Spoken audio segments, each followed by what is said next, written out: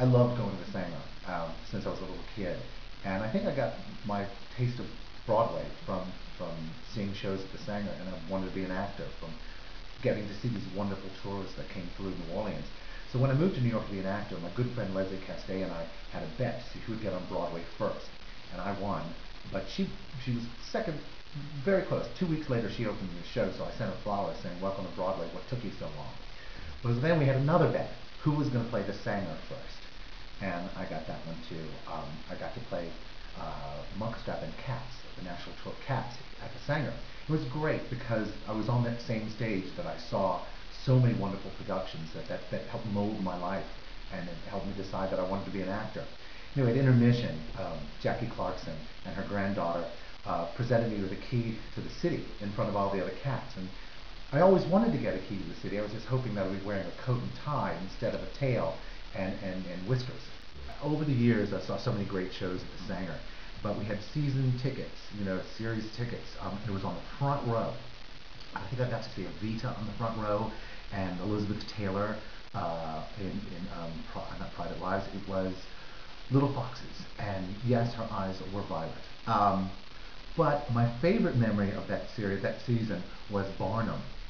Mainly because I went with a buddy from college, and you know, we were sitting on the front row, two young bucks, and this chorus girl was, I think she was flirting with us, you know, and we didn't know whether if it was me or him. We didn't know, but she at one of the numbers, she went up on this trapeze and went upside down, and her costume didn't really fit too well.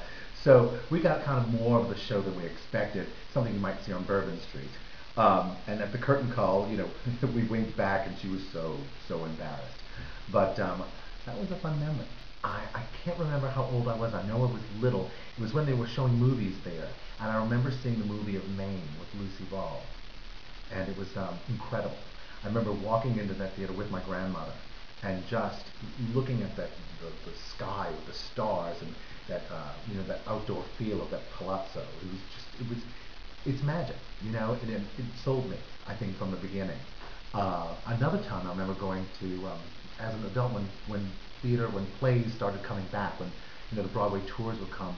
I remember I was supposed to go to Destin. I was a freshman in high school, and my friends and I were going to drive to Destin, and it was middle of a big storm, and my parents and all their parents got together and said, "Oh no, you're not," and I was so mad. But I think Annie was in town, and I called and quickly got some tickets to go see Annie, and we all went to go see Annie, and my friends liked it. I loved it. And I was kind of hooked.